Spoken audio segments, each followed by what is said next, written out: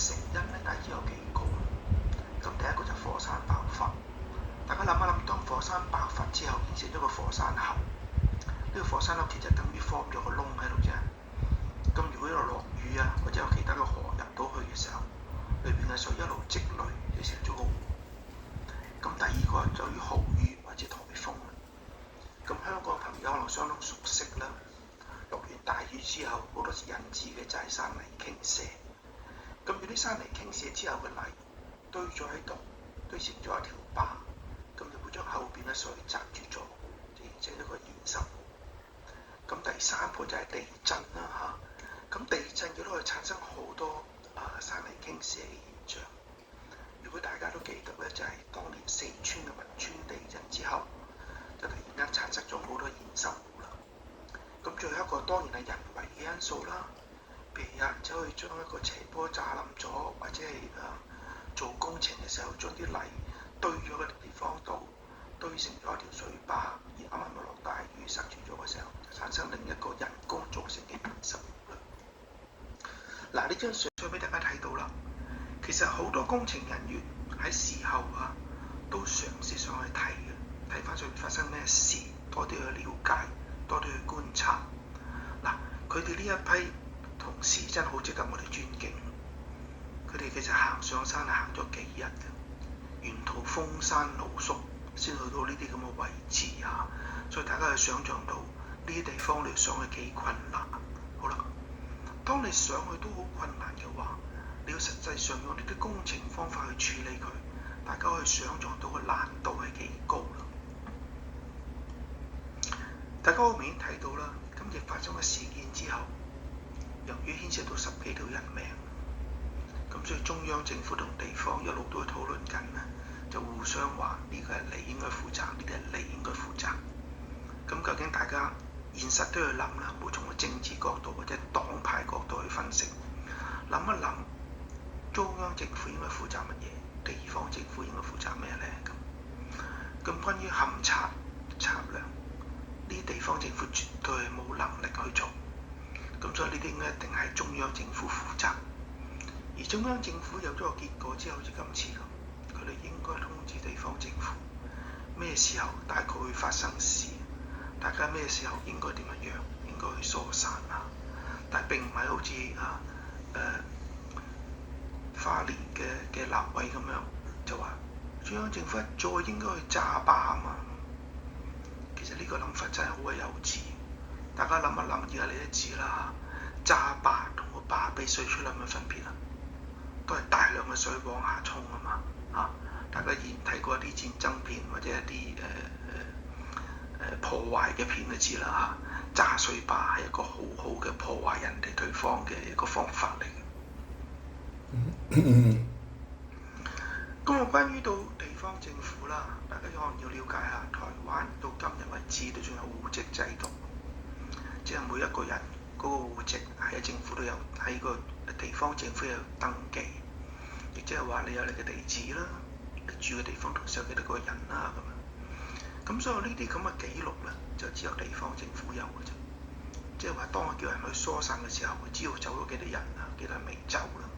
所以到今日為止，大家點解知道仲有幾多人失聯咧？其實呢個來自地方政府嗰個記錄嘅。咁好啦，大家睇一睇個情況就係，如果你係地方官員，突然間發生咁嘅事，而中央又有大員落嚟，你應該點做咧？好明顯係，如果係我做地方官嘅話，我一定係帶個中央嘅大員去嗰啲最嚴重嘅地方啊，等佢睇到啲最嚴重嘅嘢，然後要同佢攞錢啦、人力物力啦，諸如此類盡力去救災。但係大家今次睇到個好明顯嘅現象就係，一開會咁啊，立委就同行政院長喺度嗌交。其實立委唔係地方官員嚟喎，佢係代表咗地方上去立法院嘅啫喎。佢點解咁緊張咧？其實因為咧，花蓮嘅縣長就係佢老婆嚟。咁於是乎，咁啊當然啦，大家睇到好多唔同嘅媒體有唔同嘅政治立場啦。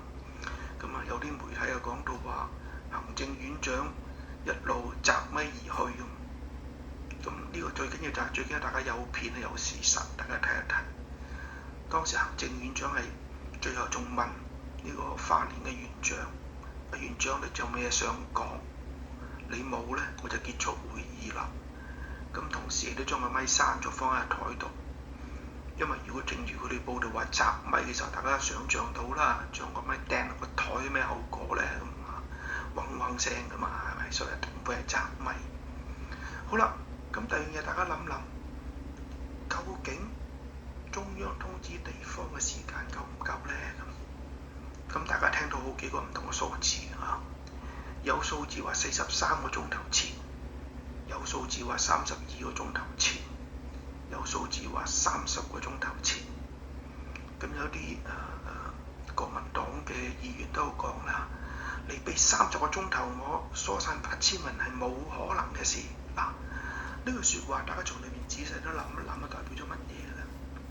係代表咗佢哋都覺得疏散係地方政府嘅責任。咁你中央唯一做錯咧，就係你唔俾夠時間我，等可以疏散晒啲人。好啦，嗱，我哋簡單做啲簡單嘅算術啦，睇一睇究竟30個鐘頭啊，攞到最細嗰個數，要疏散8000人係咪唔可能嘅咧？嗱，我做咗啲好簡單嘅算術俾大家睇一睇啦嚇，就當係30個鐘頭，1800戶，有8000人。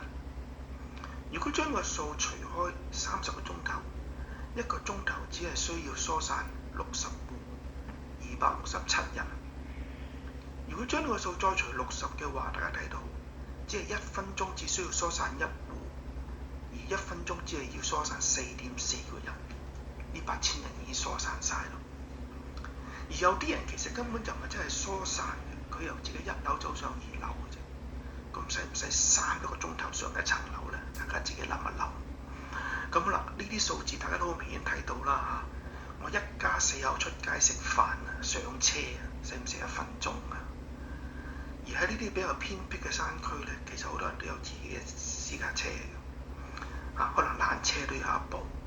如果冇咧，可能機車都會有。如果再冇，可能打電話俾啲仔女喺好遠揸車入嚟。大家知道啊，台灣由南去到北得400公里嘅啫。如果你揸50公里咧，8個鐘頭喺邊度都揸得到。咁你話我爹哋媽咪有事，我即刻揸架車去接佢出翻嚟。30個鐘頭係咪唔夠時間咧？呢個大家好簡單諗到個答案。再俾一個簡單嘅例子，大家睇睇啊！大家都知道我經常都飛來飛去，所以好多時都會搭機場巴士。如果大家搭過機場巴士都知道咧，通常嗰啲車長咧就係開車前5分鐘咧先會將個車埋站去俾啲客上車。咁大家睇睇呢啲巴士啦，呢啲巴士樓上樓下基本上可以載100人㗎。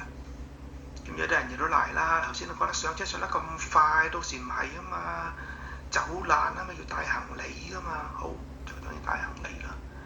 咁大家都知啦，從好多外地嚟嘅朋友嚟香港玩，都有大件細件嘅行李，甚至好多人唔係我哋咁熟悉香港嘅制度，佢哋上咗車可能又唔知點俾錢啊，唔同我哋咁熟手，八達通一嘟就行。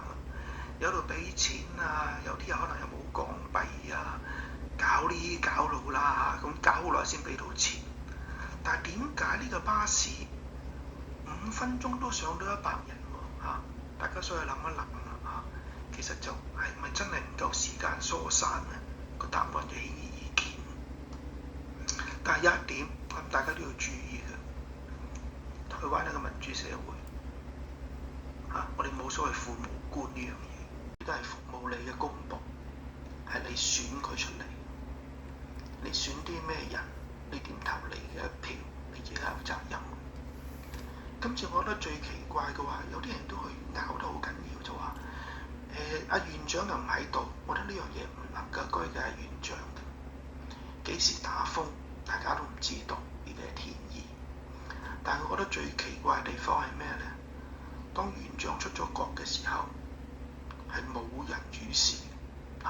如果大家了解香港嘅情況就知啦，香港唔會有一日冇特首嘅。如果特首要去北京向阿習主席匯報，或者佢哋喺度開會，香港好早就會登憲報，一邊開始，可能有陳國基署任特首。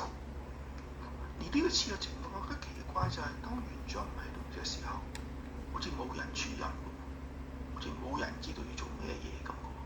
反為呢個我覺得係應該大家去想像嘅問題，而唔應該怪話院長喺個時候唔應該出局。對於呢啲天災，正所謂中國人講嘅天要落雨，娘要嫁人，唔係我哋話老事，但係我哋做啲預防措施。